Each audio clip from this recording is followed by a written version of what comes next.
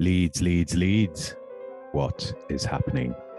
Welcome to Working Hours, a show about a place called Leeds, a time called now, and an activity called work. Working Hours wants to record 1,000 loiners over the course of the most important decade in the history of the human species and ask them about what they do all day and hear how they feel about it all. My name is Simon, and this is all my fault. What did you want to be when you grew up? I don't remember wanting to be anything. I didn't have any particular aspiration when I was growing up.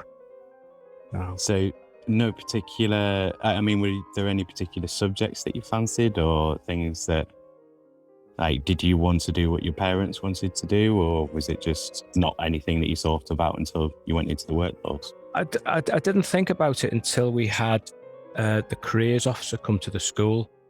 And basically in those days, the career officer kind of told you what you might do. So he said, you might be an office worker or something. That's what you might do. And it's ended up what I have been doing. So he was kind of right. He was depressingly right. You're listening to Series 3, Episode 7, and my guest, Paul Thomas. This is another Zoom interview recorded on my phone on the 24th of March, 2022. Evening, comrades. Paul Thomas is a civil servant and qualified FE teacher and has lived and worked in Leeds for over 30 years.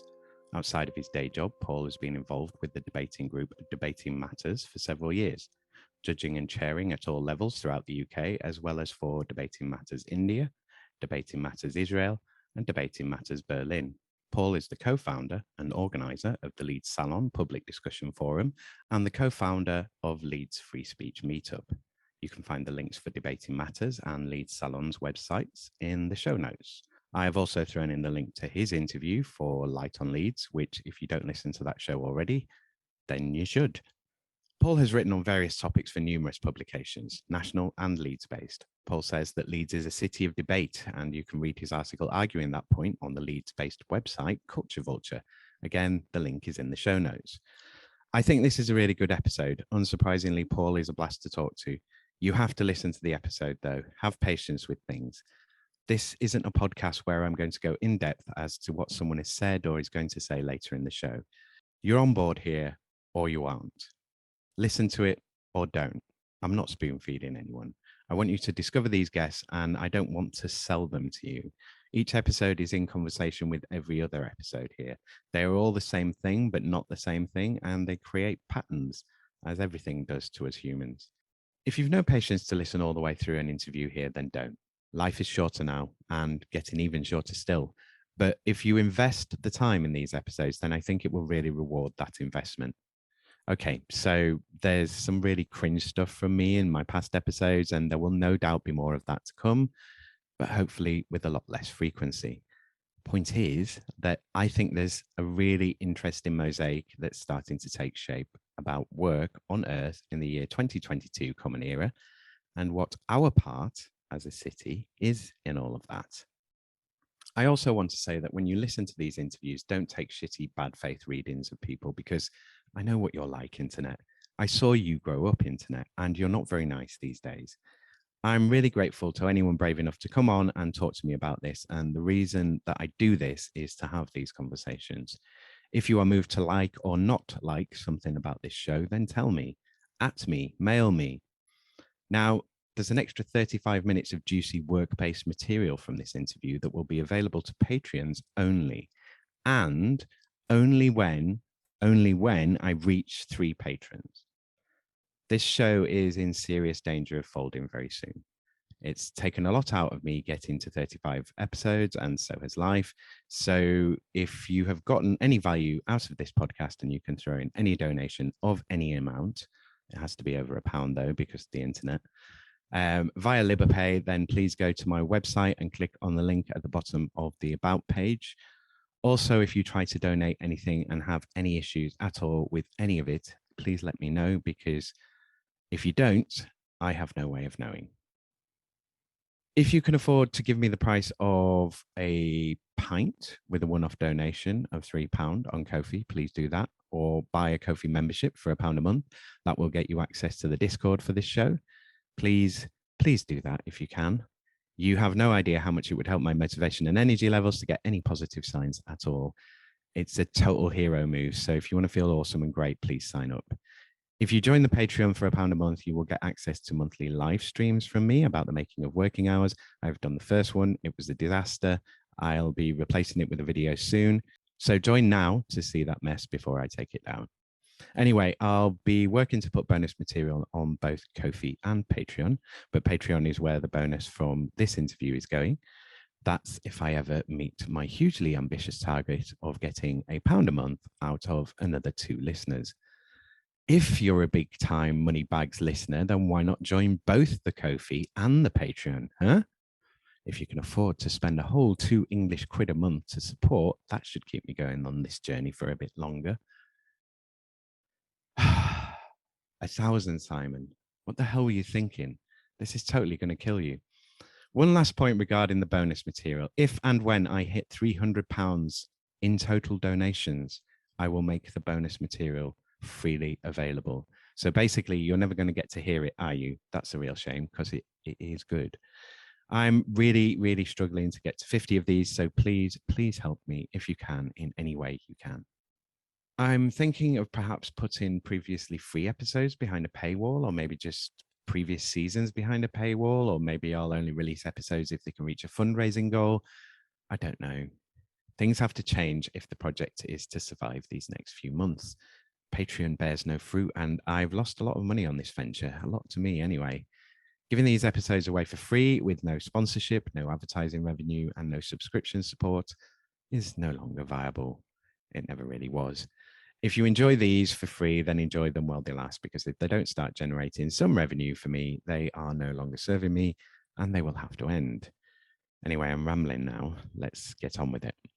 As I said, this is a cracking episode and I hope to bring you more like it. And join the bloody Patreon. It's only a bloody £1. And I promise the bonus material will be well worth it. If you liked this and would like a little more, then you will bloody love it. So what is it that you do now then? I'm a civil servant. I've been in the civil service since I was 25. I mean, when I left school after my O-levels and I was on the dole for a while. And then I got a job in the NHS and was working on outpatients for a clinic for a couple of years. And then I left and went back to do A-levels, but I kind of flunked them. And then I moved to Leeds, and then I got a job in what was the Department for Transport. It's now a kind of wing of the Department of Transport. It's called National Highways. It's meant to be a government-owned company, but that's a contradiction in terms, because if it's the government, it isn't a company, but that doesn't matter to them. So that's why I'm a civil servant, really. I mean, and that's pretty much been your career. You haven't really jumped around, and you've just sort of gone into that role and been there. No, when I first moved to Leeds, I was on the dole for a while, and I did various stuff. I did some labouring, and I did some stalls on Wakefield Market, and I did some painting and decorating. But that was all on the side at the time. That was just to top up my dole, and then then they started. I think they were called kind of job clubs or something, a bit like Pauline in Royston Vasey, except they were much nicer than Pauline. And we were kind of forced into them, which was a good thing for me at the time, because it forced me to write off for loads of jobs, and I eventually got one. So, I mean, how do you like it? I mean, I guess you obviously like it well enough that you've stayed there this long. Well, when I first started, I thought, this is crap. I won't do this for the rest of my life. I'm always very philosophical about the civil service. And I say this to any young people who come in. I mean, it's mundane clerical work, right? When you've been there for that long, you do a job, you kind of make it your own in a way. So you make something of it, right? But what's good about the civil service is it's relatively secure. Obviously become less secure over the years, but still relatively secure. Not great paid, but it's a good basis from which, if you want a career, right, you can move on and up. You can work for that and everything else, and you'll get a decent wage of middle higher management. If you have interests outside of the civil service, which I do, it's a great base from which to do them, because we get 32 days annual leave, we get flexi leave. When you've been around for as long as I have, you can kind of come and go. For instance, I'm 58 now, go back in my 30s. I did my OU degree while I was at work, and I could stay after hours and just type the essays up in work time and print them off in work. So it's a good basis from which to do things. So I'm always philosophical. I'm not cynical about it. If it was that bad, then I should have, I know where the door is and I could have moved on. So when I say it's mundane clerical work, I'm not being critical of it. That's what it is. It's almost the definition of the civil service. But even within the work that you do, you plow your own furrow, and you get tested by it at times, and new problems arise that you have to solve, and that's always good. Good for the soul, really good for the brain. I mean, do you see yourself, is that you now? Do you see yourself sort of there for the rest of your career? Or? Yeah, I'm 58. I'll be there till I'm at least 70. I don't see the point of retiring anytime soon. I know people have gone at the age of 55, and I think, gone to do what? I mean, if they've got something else in life, I mean, obviously people have, family, they might have other hobbies and things like that. But I know lots of people who leave, and then, they've been twiddling their thumbs since the age of 55. Yeah. Sometimes it's good just to have something to get up and go to every morning, because it's something to do. It is, and it's a bit like it's kind of more you do, the more you can do. I've got an idea in my head that maybe in my 60s I'll go down to 4-day weeks and things like that. 2-day weekend isn't enough. Isn't enough for reading, walking, drinking. So maybe a 4-day week. Yeah. Well, I'll move to my UBI question a bit earlier then, since it's kind of related to that. So if there was a universal basic income, if you were getting enough money not to go to work, would you go to work? Yes. Yeah. Yep. Yeah. For the having something to do, or I've got plenty of things to do outside of work, but it does give a structure. Work is also social, and that's really important. And in terms of the stuff I do outside of work, which are more political, it keeps me tied in with,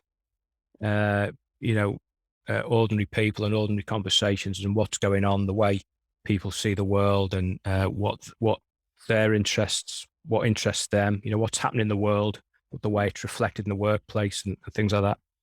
So, but if there's universal basic income, I'd want to earn more than that. So I'd work anyway to earn more than the basic income. First and foremost. And secondly, I think it is the social side, to be with people. Do you want to take us through your sort of experience of lockdown? Was it pretty straightforward? Were they quite on top of what they wanted you to do? Was it kind of like, everybody go home, you're all going to work on laptops, and you had everything organized? Or was it, we don't know what we're doing, come in, go home? No, it came to that. We worked right up to when lockdown happened. So I think that was something like, was it the last Friday in March of 20? Yeah, it was only March. 20, something like that. So we worked right up until the final day, and then they said, then lockdown was imposed, and I had to take my laptop home. We'll have to take our laptops home. And at first they said that lockdown was for 3 weeks. And I've been in long relationships in my life, but I've been on my own for the last few years. So I don't tend to have, unless I go away with a mate, I don't tend to have big time off. I use my annual leave by having a 3-day weekend, or usually over the summer, or sometimes a 3-day week. So they said it was for 3 weeks, and I thought, fantastic. And I read like 10 books in 3 weeks, and it was lovely weather. So I went walking twice a day and read. Yeah. It was very boring. And I did, I Zoomed with mates and rang people to have a bit of social life. And I would log on twice a day, because my job is kind of a drafting job. I'd log on twice a day and I'd have messages from people saying, can you do this, that, and the other? And I'd just reply, say, yeah, I'll do that when I'm back in the office. I'll do that when I'm back in the office. And then at the end of 3 weeks, it just went on. I thought, oh, Christ, I'm going to have to actually do some work from home. Mm-hmm. And I could do most of my job from home. I can't do all of my job from home because after the things I have to scan and then add them to something and all this, and I can't do that. But even what I could do from home on a small work laptop, I couldn't do as easy. And I hated working from home. I hate it. I like the separation of home and work. I don't bring my work life into home at all. And living on my own, it doesn't suit me at all. It was, almost prison-like in a way, that's a bit over the top, I suppose. But so I didn't like that at all. So after about 3 weeks, I had to start trying to do some work. And then we came to the May and the government relaxed restrictions. So I said, can I go back? And they said, no, it's too dangerous. And I said, well, our employer said we can anyway. Then it came to the 1st of June and they relaxed them again. And I had to demand the right to go back to work because I was getting seriously behind. And they let me back and I was the only person in the office for about 3 months.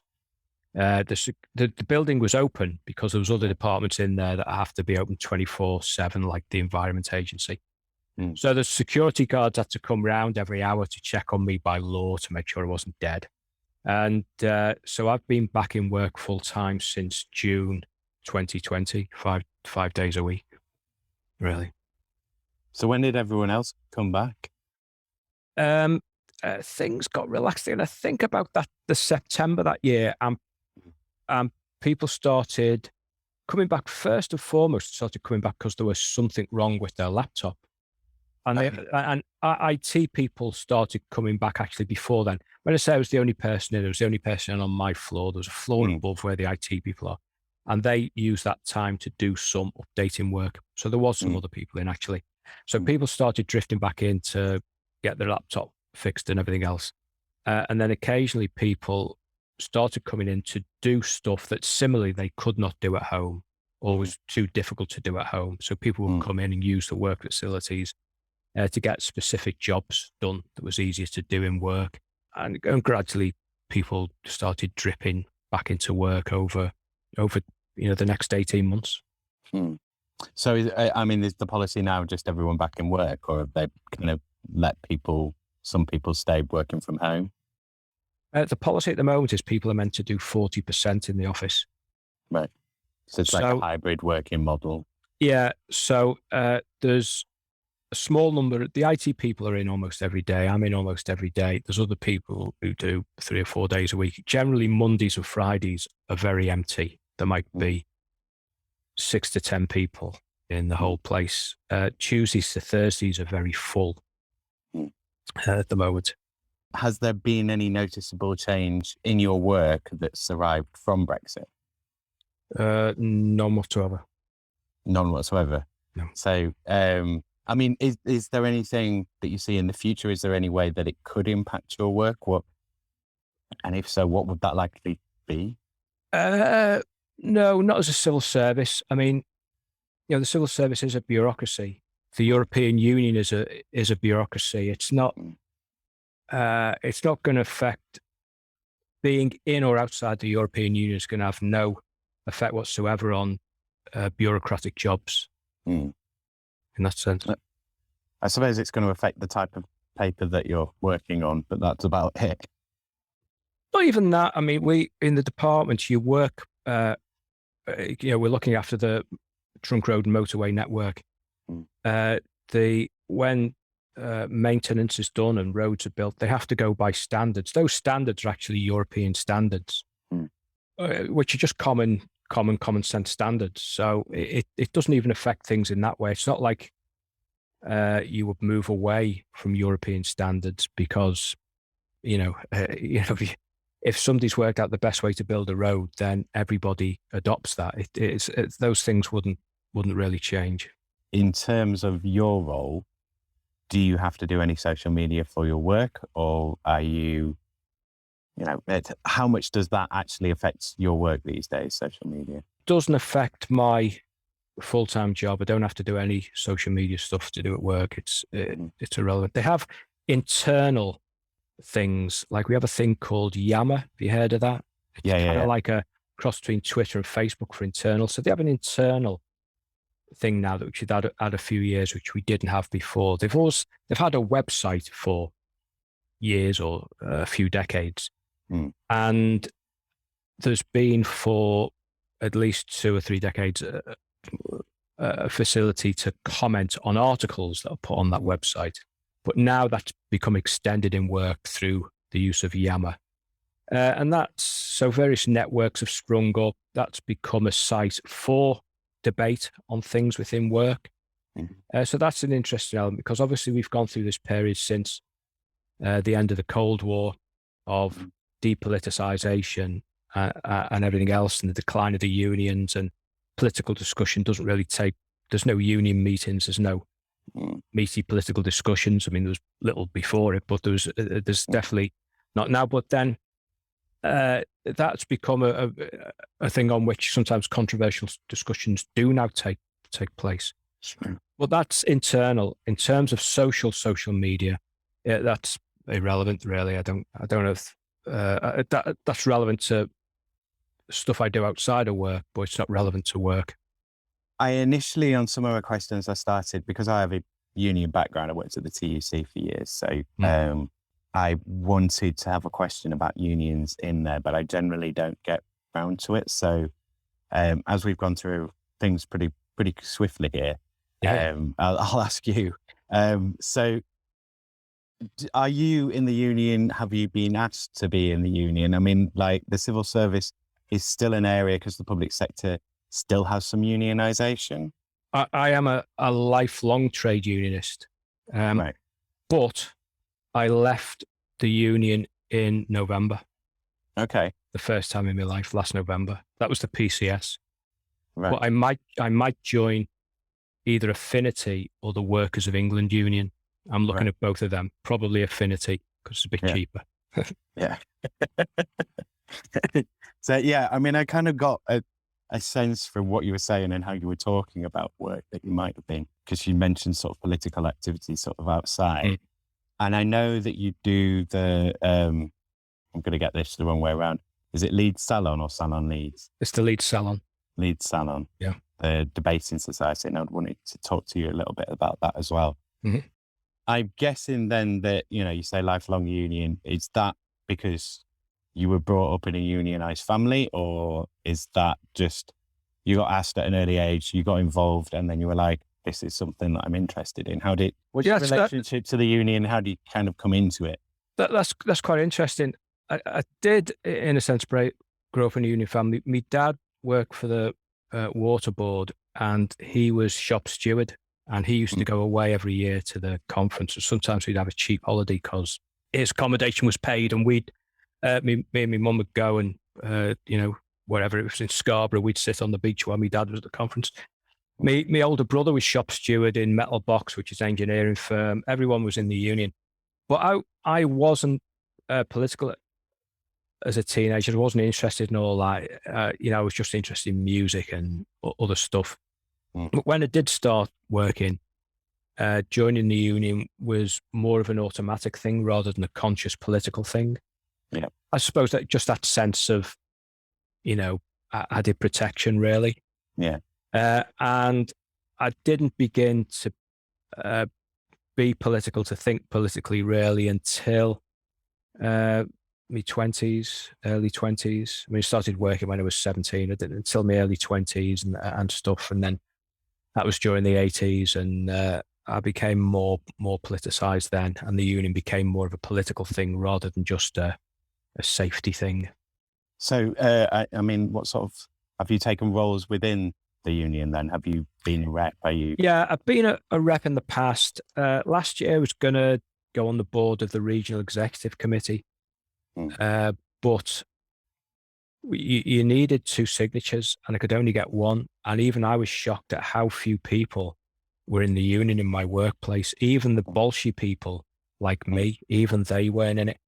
And it was during lockdown, so it was difficult. Still, there was hardly anybody in, so it was difficult to get that second signature. But then I had a bit of a dispute, and I left the union, which is also saving me £15 a month. Although the money's not the point, it's the principle. But I left in November anyway. With the idea, I would imagine it took something, for you to actually leave. It did, and I was torn about it. I was very torn about it. I had a grievance taken out against me in work, and part of the result of that grievance, to go back to the social media, is lots of the things that go on work. I've commented on aspects of workplace culture, aspects of things that are foisted upon the workforce, different courses, different types of ideas, and I've often kicked back against certain elements of contemporary managerial culture and stuff. Due to this, somebody took out a grievance against me, and I inevitably lost the grievance. The result was I've been banned for 2 years from commenting on any workplace website whatsoever. Now, that hasn't stopped me from commenting on every workplace website. I have challenged it, and I've kind of won, because they've backed down and they've backed off. I've put a good case. I wrote to the board of National Highways where I work, and a 2,000-word letter saying why I'd always challenged certain agendas in the workplace and the reason for it. And I actually had a kind of an informal meeting with HR and one of the board members to run through this. So they've backed off from the ban, but when the ban was imposed, I went to the union and said, will you back me against this ban? And they wouldn't back me. And I thought it was a fundamental free speech issue. And I know that Affinity and Workers of England will fight free speech issues. The public sector unions, I don't think any of them would fight a free speech issue, even one as mild as mine. I don't think they'd take it up, because I don't think they believe in it. They're obsessed with other things. Not that they should be obsessed with just that thing, but there's it was just a point of principle, and I was torn for months thinking whether to stay or go. But actually, the other thing is that we, like I said, we're separated off from a government-owned company. I think there's possibly, certainly in our workplace, there's hardly anybody in the union. It's almost an irrelevance anyway. So, yeah, I'm looking to join one of these independent unions again, just for that kind of protection. Were you? I mean, was it kind of? Were you upset about leaving? I mean, I guess you would be. I kind of would be at that point. If you'd be, then it's like, you expected them to come to your corner and they're not even trying. Yeah, I didn't like leaving, but I don't know. I think for a long time we've probably needed something new. Certainly the trade union movement needs a shake-up. I think that out of the mainstream TUC unions, the only one for me in the last couple of decades worth the name of a union has been the RMT. The rest, I don't know. Well, it's like they've got no visibility, isn't it? It's like, well, what are you even doing? Yeah, I mean, it's a push and pull, because if people want to change it, you can get up and do something about it. But then they're so inherently bureaucratic that the union puts obstacles itself in the way of that kind of thing happening. They did kind of tentatively join the kind of left opposition groups who try and do things, but I don't know. I don't like not being in a union. So should we move on should we talk about Leeds Salon for a bit? Like how did that come about? What is it? How did it come about? How long have you been doing it? And if you want to talk about that.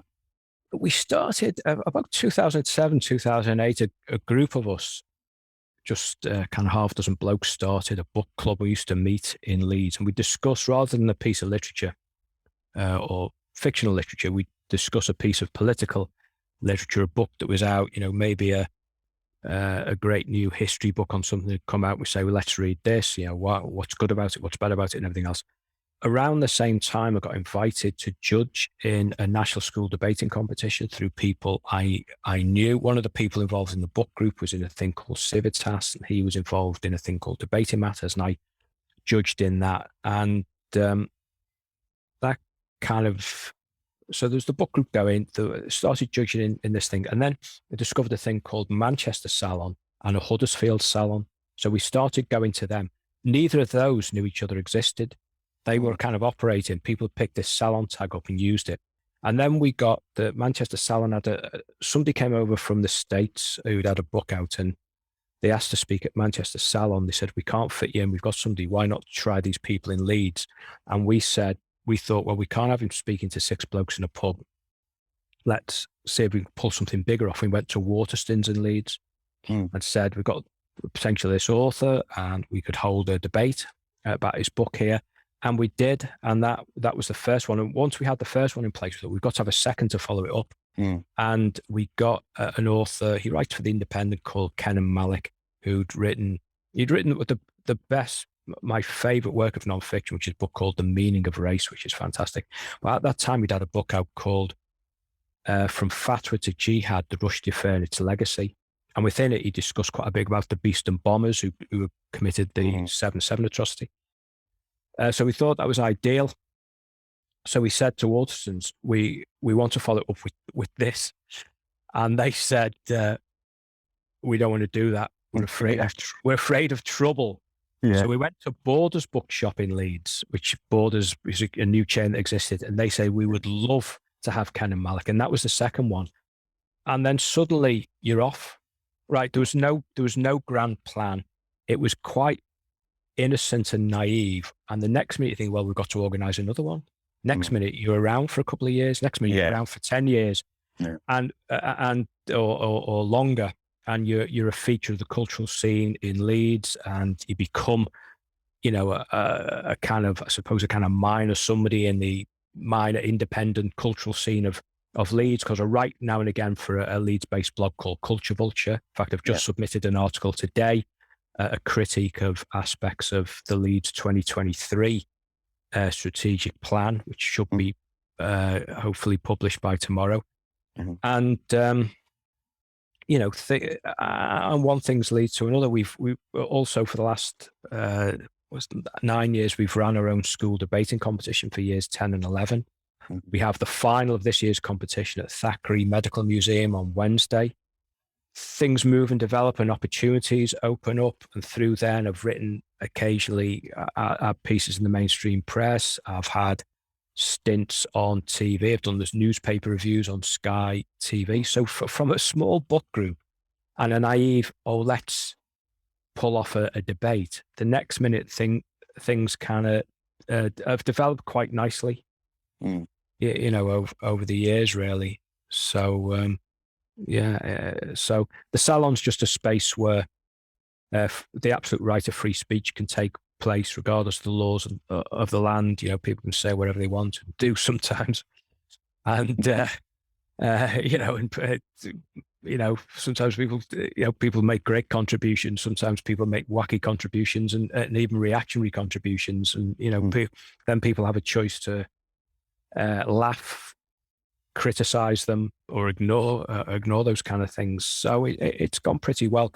But Leeds is one of the things I've really pushed about Leeds over the years. Is I coined the term that Leeds was a city of debate. It ebbs and flows, but at any one time it's probably got about 8 to 12 discussion fora going. You've got Café Scientifique, which was founded in Leeds in the 1990s. It exists all over the world. And then you've got a lot of cafes inspired by that idea, like Café Psychology, again, founded in Leeds, which has branches around the country. You've got, you had the Skeptics, they're not going at the moment. There's a couple of philosophy and pubs groups in Leeds. There's Taking Soundings, there's all sorts. So there again, we knew nothing of that before we started, really. And we've benefited from that because when we started, we built up a largish audience quite quickly and a large mailing list. And it was really due to the fact that it was things that existed already. There was already a kind of critical audience ready and waiting for that thing. And it's not like the old left days where it's a zero-sum game where, people at a Communist Party meeting don't want you at a Socialist Party meeting. It's like the more, the merrier. It just builds a critical audience for kind of debate. So the salon and what we do, work is work, and that's the basis for everything else I'm able to do. But the salon is my passion, really. So a few questions sort of flow out of that for me. Do you think you'd be able to do the Leeds Salon if your career was different, if you were sort of having to hop between different jobs, or say if you were freelance or something like that? Is it the stability of having that job that you've had for such a long time that's allowed you to do it? No, it's the fact that I can get away with doing stuff in work and I can print stuff out and everything else. Yeah, and that stability is very useful to running the salon. The salon would still carry on, but the timing of it and how many took place might be dictated by other things. If I didn't have a steady, stable job, it was on shifts, and like you say, it was in and out of kind of more contractual work and things like that. So, yeah, the nature of the job might affect when and how many salons take place, but it wouldn't affect the existence of the salon.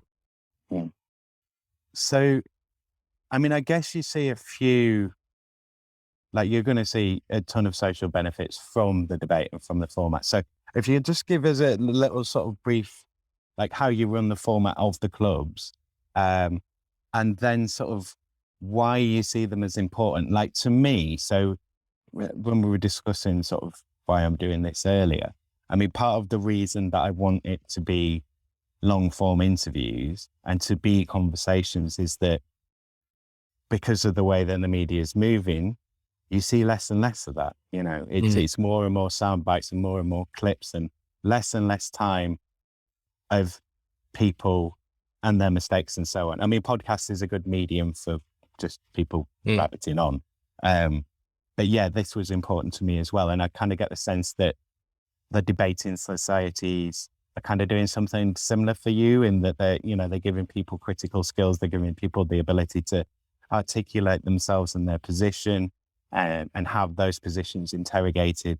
I mean, sorry if I'm kind of taking your answers, but what's your take? Yeah, I wrote about, when I first wrote about Leeds being a city of debate, I kind of asked people why they thought Leeds was more dynamic. Not just, one, why Leeds was more dynamic. Two, that debating forums springing up all around the country, right? So I'm going back to 2000 and when I started writing about it, say 2009, 10 onwards, the next few years. And I thought, actually going back to that kind of depoliticization, that kind of death of politics, I think that if you wanted a meaty political debate about anything, I think for a while, things have got a bit politically more fractious and interesting and meaty in the last few years. But for a while, if you wanted that, I think you had to create it. It wasn't supplied by the mainstream parties who you couldn't put a fag paper between, really. They were much of a muchness. They were bland, technocratic organizations. Elections was kind of dominated by a penny off tax here, penny on tax there. And you're like, yeah, that's not going to change my life. And so if you wanted to discuss about, real issues of liberty, equality, progress, what that might mean, and all these kind of old-fashioned issues, I think you had to kind of create that. And I think by the size of the audiences, particularly when I first went to the Café Scientifique, the original one, which gets like 80-odd people, people want to know and engage with ideas. And for instance, we do politics, science, and culture. We do anything and everything. So we've had debates on quantum theory. And it's one of the first big debates we had. We started off with about 20 people and then we get 30, 40. We did one on quantum theory. We got 55 people packed into Blackwell's bookshop in Leeds.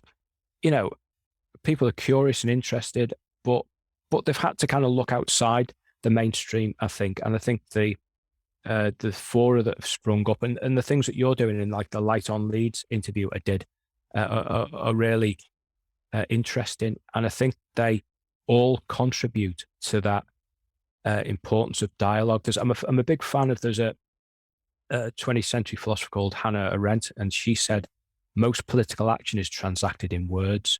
And I think that's really, really important. Obviously, you can talk to the nth degree and then not do anything in the real world. But I think humanity is fascinating. The world is fascinating. It's really difficult as well. And all these things provide an outlet through dialogue, to explore, what it means to be human. What's the point of work? I mean, that's my central question. It's like, why are we doing this? Why do we do this? I mean, do you get a real mix of people as well? Do you get a mix of ages and ethnicities and genders, or is it like, does it end up being a boys' club, or does it depend on what the subject's on? We do get a real mix. I'd say it's about 2/3 men and 1/3 women at a salon, and that's quite a good ratio. I know from lots of the other fora when I first started, some people would say in some of the others, "Do you get any women?" I'd say, "Yeah, we get about 1/3 women." "Oh, we don't get any women. We don't get any." And maybe sometimes that's because it's obviously women of a certain age are still predominantly left with the house and kids and those kind of things to look after more than men, although things are a lot more shared, but also because it's nighttime in the city and all that kind of thing. I think there's kind of things like that affect that demographic.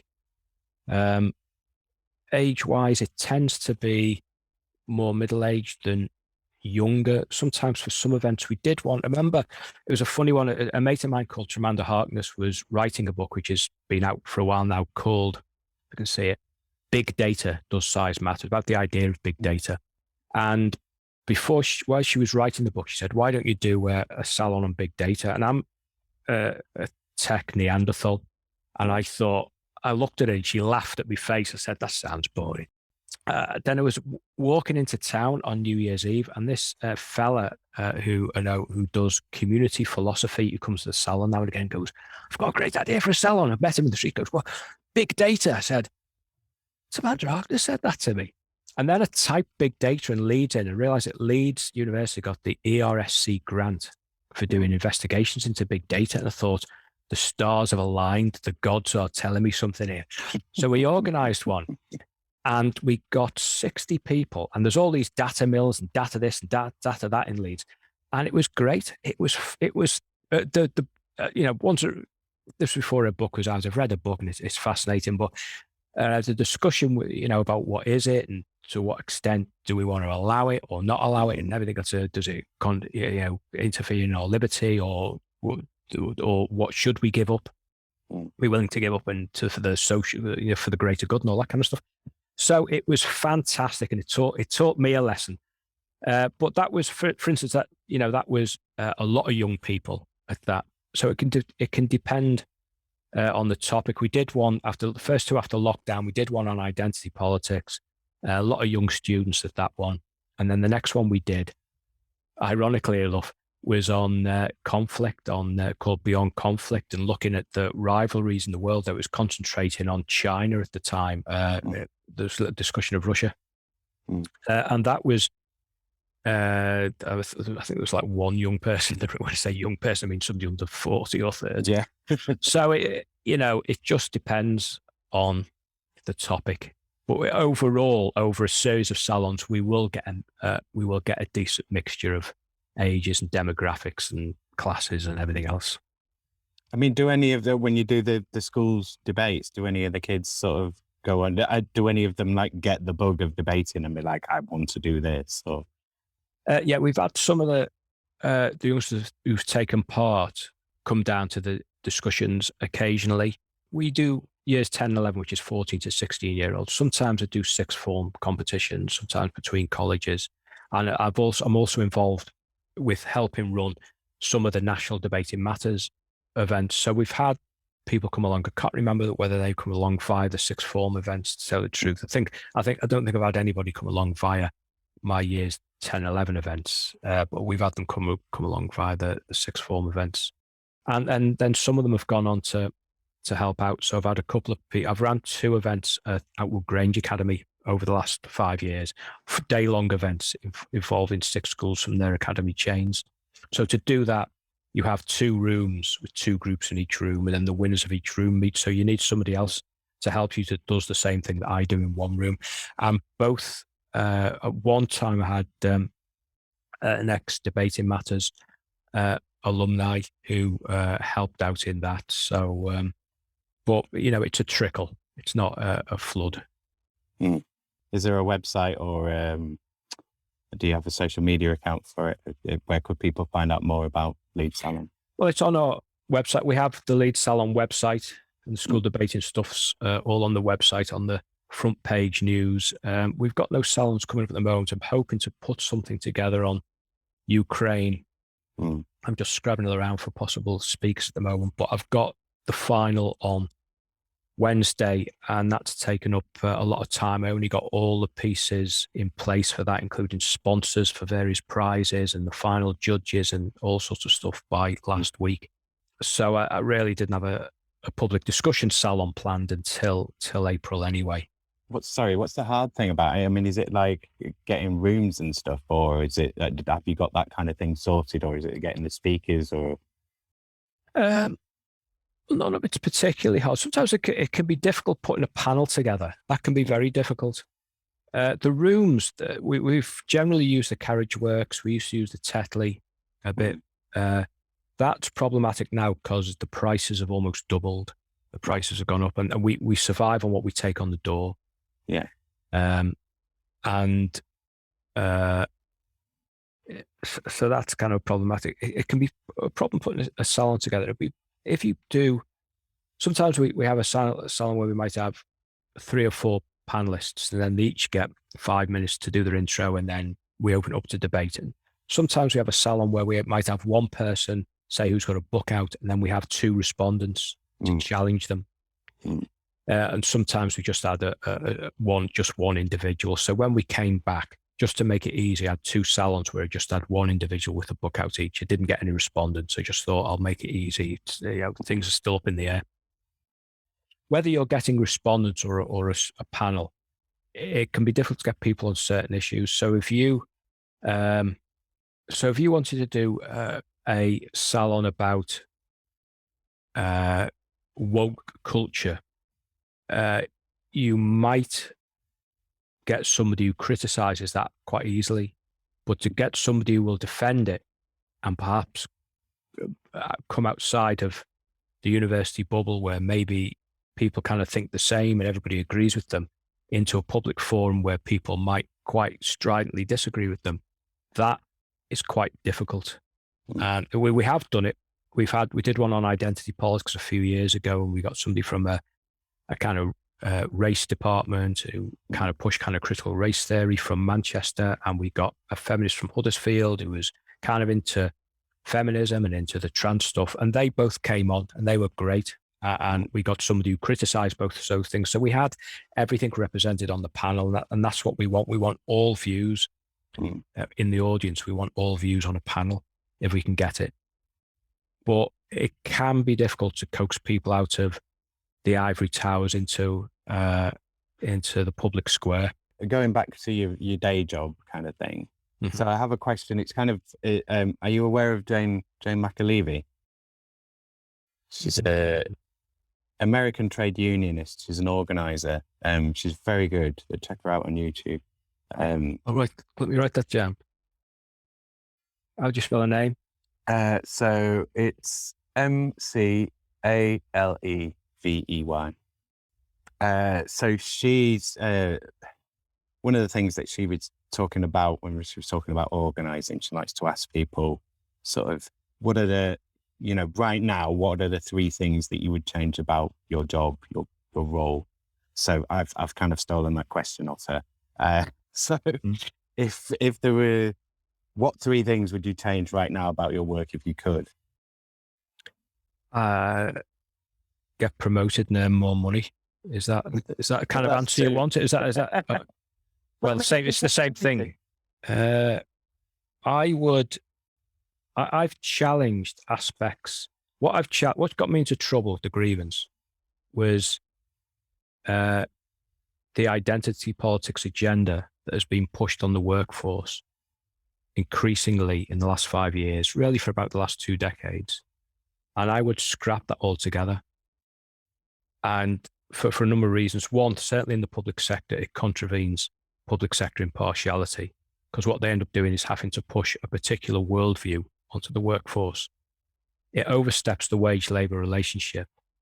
But I think, even more importantly, I think it undermines the principle of equality. Rather than people transcending race and sex and everything else, I think it's become more of an obsession, and I think it's damaging. And that was, and because I challenge these things, that's, of course, you challenge these things and you get called a bigot and everything else, and people have a go at you.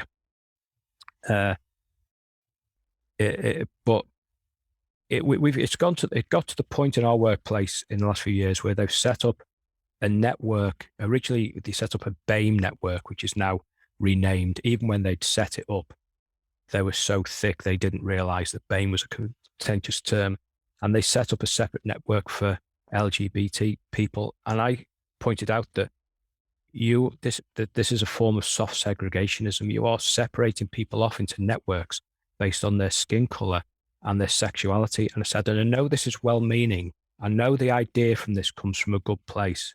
And I know that the people who want to do this want the same things that I want, which is equality and no discrimination. But actually, this is not a good path to go down. This is damaging. So I would get rid of all diversity training from the workplace. I would leave it to the workforce themselves to work things out themselves. And I have faith that we would do that. I have faith that if somebody was being mean and nasty and discriminatory, people can sort that out. And so on a more political level, I would scrap all diversity training. That's what I'd do in the workplace. So is that two? Is that two that we've got? Have you got a third? Can't think of anything else. What kind of other examples of people given for how they change it? Is it job specific or is it just generic? Sometimes it'll be job specific. Sometimes it'll be people sort of, I mean, it depends how much kind of autonomy you've got in your role as well, doesn't it? I mean, if you can kind of decide what you're going to do with your work and what direction you're going to take your work in, if generally you're not that, the things that frustrate, I mean, it's generally around things that frustrate you, isn't it? Things that you wish you could do or have the power to do. Autonomy is really important. For the last 25 years, I've done 2 different jobs, which are kind of one-off jobs, and you kind of become expert in them. And I quite like that. And then you kind of become your own boss. There's a whole line management chain above me, but nobody knows what I do specifically. Yeah, which is good for a number of reasons, but it means everything falls on your shoulders. So I do have that kind of autonomy, whereas lots of clerical jobs. So when I said mundane clerical jobs, that's kind of the average norm. It's not the way they all are. But if I wasn't doing that, I'd just be in like a team where I was doing some invoices, then I was writing a letter, then I was doing a bit of this and doing a bit of that. And I like having something to do in which you can develop a certain expertise and knowledge, and it comes down to what you said, that feeling of autonomy. Yeah, I mean, from the stuff that I've read and the things that I remember, it's generally what the things that drive you in work are purpose, autonomy, and a sense of mastery. So like a sense of being able to direct your own work to a certain degree, a reason why you're doing the work, and a sense that you're going to get better at the work. And I think that's spot on. I mean, that's kind of what most people want to do. I mean, like, even if you just, I just go into work, I do a job, I come home, and then I have my life. It's like, while you're at the job, you want to be good at it, even if it's something basic, like if it's customer service, you want to be nice, you want to be polite, you want to be helpful, you want to be good at helping people, don't you? It's like most people want to be good at what they're doing, even if they don't like their job. Yeah. So we were on change there. So speaking change wise, I've got a question on climate change, but I want to bring in the wider sort of like green agenda stuff. And I want to bring in your role specific area because you're working on roads. Mm-hmm. And I want to bring in some stuff about road, like planning and then the sort of the infrastructure build. I mean, I don't know how involved you are in that area because I know there'll be all sorts of specific subsections and so on. But in terms of road building and things like, when they do road widening projects where it's like, well, we're going to put in another lane, but by the time it's built, there's going to be more traffic so that capacity is already filled up. So we're going to have to develop another one, like all of that kind of thing. And then with the climate emergency and then with, other world events and things that are being driven by things like resource shortages and increased temperatures and crop failures and sinking islands and sinking villages. So what are you doing in your work that sort of deals with that or changes it? And what could you see? There's a question here that I'm trying to get to, but if you could talk a little bit around, sort of being able to do something on climate and then at the same time building roads, that's my question essentially. Okay, let me just switch the light on because it's darker here than it looks on that screen. You should ask that now because they've got a new kind of environmental team in National Highways, which is responsible for the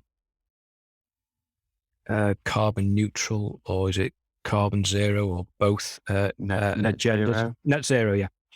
Agendas. So that's being pushed a lot right now in terms of machinery and equipment. I think when you're building roads, I think net zero is impossible. I don't think you could ever build anything, a building or a road, and be net zero. So, but obviously you want to set your aims high to achieve a better outcome. It's a bit like, as a footballer, you want to play 100%. You never will, but you'll play better. Just because the nature of construction means it's kind of impossible to achieve that. But they've got these aims in terms of the equipment they use and going electric, although there's been recent discussion about how environmental electric cars are, and they seem quite poor actually in terms of the amount of miles you'd have to do to be more environmentally friendly than a internal combustion engine car. And at the moment, a battery car actually can't go for that long to achieve the gains. But anyway, it's all a bit technical. But nonetheless, they're ploughing on to try and achieve the central government aims in the department through looking at how they can best, what equipment they could use and how they can best use equipment and material to be more carbon neutral, I think. So that's happening right now. And in fact, they've had some seminars in work which people can log on to and listen to about it just this week. So it's very apposite. So they're putting kind of debates around this onto online? It's just like explaining it and inviting questions. So, this is what we're doing, blah, blah, blah, blah. And then people can phone in to say, well, why don't you try this? And why are you doing it that way? And blah, blah, blah, blah. And is this really safe? So people can, I think people can have a debate about it. Well, I certainly think people can. That's the point of having the webinars about it. So, that's happening right now. So does it feel in any way substantively different from anything, your typical kind of CSR corporate kind of greenwash of like, oh, we should do a green thing because that's in the news and we may as well look like we're doing something, or do you think it's substantive? No, I think it is different that because all the green stuff before, which has been going on for about 2 decades, which was a thing about counting how much paper we used in the office and Recycling. and yeah, just kind of just minor recycling things. So I think this is more substantial than that. Yeah. Like it's about equipment and machinery and materials and everything else. So it's a more substantial thing. Because and it's about your suppliers as well. You know, it's not just about like, oh, well, can everyone in the office just use this bin? Well, that's instead? it. Because also, if you want to solve environmental problems, you have to do that at a big, to use a counterintuitive term, a big industrial level rather than just lots of individuals. I saw the comedian Jeff Norcott in Ilkley a couple of years ago, and he said, "Do you know what? When the end of the world happens, I don't think I'll be thinking, I wish I'd washed my yogurt pots out." So yeah, that was the kind of way things have been. Wash your yogurt pots out, and now it's more like we might do something about it. What can you do at an industrial level to solve an industrial problem? Thank you again to Paul for being my guest. Thanks again to all my guests. And thanks, of course, most of all, to you, my dear, sweet, non-financially contributing listener. Come on the bloody show. If you're in Leeds or from Leeds, come on this show. I am inviting you. Yes, you listening. I'm personally inviting you right now. Come on the show. You think you're boring? I don't. Come on the show. You can't talk about work? Quit. Come on the show. Be anonymous. Come on the show. Come on the show and come on the show now. Why? I'll tell you for why. Because this is doomed. I'm doomed. We're doomed. What is doomed? And of course, how and where are doomed. You know why you're doomed and we're doomed, but why is this doomed? Money, time, resources, the same reason everything is doomed. Doomed from the start. The point is to try though, isn't it? And I did. Human labor is not renewable, not mine anyway. It is a very finite resource and its energy costs are high. I am living unsustainably. Sure, podcasts are low overhead, but this has cost me more than $4,000 over 2.5 years, and I've got less than a fiver back in return for it. Not sustainable, not generative, degenerative. I haven't been paid for any work since October 2020, and I now very seriously doubt that I will ever get enough revenue from this venture to even add up to the equivalent of being paid for minimum hours at minimum wage. This is my dream. This is my self-actualization. This will never happen. This is very disheartening. It saps what energy I do have and that I can muster for the project, as does the world falling apart around me at ever greater speeds. While at the same time, nothing at all ever happens, ever. I'm really struggling now. I haven't even reached 50 episodes in my third bloody year. I can't do this project on my own. I need to be able to bring people on to work on stuff I am weak on. I also have to have someone helping me to just keep going. I need to be able to advertise the show and do so in the right places and attract a broad array of guests and find my listeners. I have to have feedback. I need something other than myself to tell me if I'm getting warmer or colder, if I'm getting things right or doing things wrong. I need to feel that someone other than me thinks what I'm attempting to do has any value or worth. What I have been doing since October 2019 is not work. It has been a lot of time and effort and emotion and thought poured into something personal and then made public. But that is not work. The life force and energy I've spent on this over the last few years is not work because there is no other here. There's no client, no customer, no agent, no editor, no owner, no subscriber. There's no guests queuing up. There's no listener letters or comments to read every week or even every month. There is just activity. Nothing is exchanged. I get nothing, and therefore you also get nothing. I gave you nothing. I did nothing. I just talked in your ear and initiated a conversation for you to listen to. I took that conversation and turned it into something to be listened to. I did so with intent. And that was just activity, not labor, small L labor. I created no value. I create no value. And I have done so for nearly 3 years now. There are a lot of people who create no value and who get huge wads of cash. They're important. I just do something. And some people notice it for a moment and some people don't. And so mostly, really, I just shout into the wind. I don't even shout what I want to. And I don't want to just be shouting. I want to talk. I want to hear back. But you don't hear back because no one is there. Well, you can only do that for so long without any support and encouragement from others. Without it being shared, what you do is not work. I'm not going to talk again here about the Patreon or the Discord or Ko-fi or Liberpay. Give me money though. I'm going to talk about sharing. I need you to share. I need you to find a loiner and get them on this podcast. I want you to think of 5 loiners that you know, and I want you to send them an episode of this show that you like, and I want you to tell them that you think they would be bloody brilliant on this show.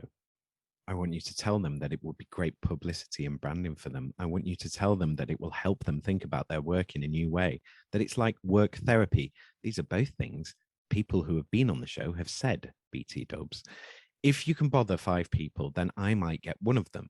And so if I can't get you to come on, then at least I can maybe get you to get someone else on the show for me. I want to speak to truckers, shop owners, startups, someone going bankrupt, shelf stackers and road sweepers, radical booksellers and jobbing journalists. Whoever you are and whatever you do and however you are punished or rewarded by work, I want to know about it. I think this information is both fascinating and important. What are we doing as the great men burn our world and take us into nuclear war? I want anyone and everyone I can get on the show. And I really want you to come on the podcast now, like right now. Please don't wait. Email me, DM me, contact me on Facebook. If you're connecting on Facebook, then message me to say you're connecting as a working hours listener, because I've had a bunch of randos recently. And so I've stopped accepting those now. So if you're connecting because of the show, let me know that, please. Thank you. It's just 2 hours of your life to record. The whole process is slow though. So record now and repent at your leisure, because you get approval over what you've said. I wish you didn't, but this is your work and life, and I need you to be okay with what you've said, because I can't afford legal and I don't want you at risk. And you know better than me what you can say and can't say. So as I sit around having a nervous breakdown, pretending to be all cool about you, not having listened to your bloody interview yet, you can be safe in the knowledge that you have the time to think over whether you should have said that thing about that thing or not. Now's the pathetic bit. Please help out. Like, please share the podcast, write a review, rate it in Spotify, 5 stars, Apple, everywhere. Share on Facebook and Twitter, and review it on Podchaser and all the directories. Link to it on LinkedIn. Tag me or tag the podcast. Put bloody links bloody everywhere. Write about it. Reference it. I have, at time of writing, had 179 listeners this month. I'm on 969 all-time listeners, because it always takes bloody ages to hit those fucking milestone numbers. And I've had 674 unique listeners. I have a few followers on Twitter and Instagram, largely from gaining follow backs, and a smattering of followers on Facebook and LinkedIn, again, largely by invite. Connect with me. I don't want to be an influencer. I don't want to be a content marketer, and I don't really want this project to kill me, but I know it kind of will. This isn't a sexy project, and it isn't easy to do at all, especially for me. I don't see how this project ever gets any broad appeal, and I'm really not sure how good an idea niching around a city was, actually. But I do think working hours could be something with a strong and dedicated following. I am doing something different to others, and of course, it isn't for everyone, but it is for thoughtful people, I hope. I imagine my audience is curious and considered people who are interested in people and their city, and people who have patience, people who want to think about whether this is the best use of our time in the current moment. I want to reach people who don't normally have a moment to care about anything, and hopefully give them a moment in the show that sparks something for them. So if you have any positive encouragement or support of any sort that you can throw my way, either by sharing the show or getting me guests mostly, then please do it now, because I really need that support right now. Please give me a bump. I really need it. If you're listening to this, I assume you have some connection to Leeds, like living here or being from here. If you're such a person in Leeds or from Leeds and you haven't done your recording for working hours yet, then don't wait. Email me right now. Quick, get a pen. workinghourspod@western-studios.com. Let's arrange some time for us to record your working hours interview. If you fancy being my guest, put guest in the subject and add a short bio and some suggestions of your availability into your message. If you want to be on working hours, we will need a 2-hour window in which to record. I can record in your work time or during your downtime. I have been recording interviews over Zoom for over a year, but I can record offline too. You can appear on working hours anonymously, or you can promote yourself and your company or brand.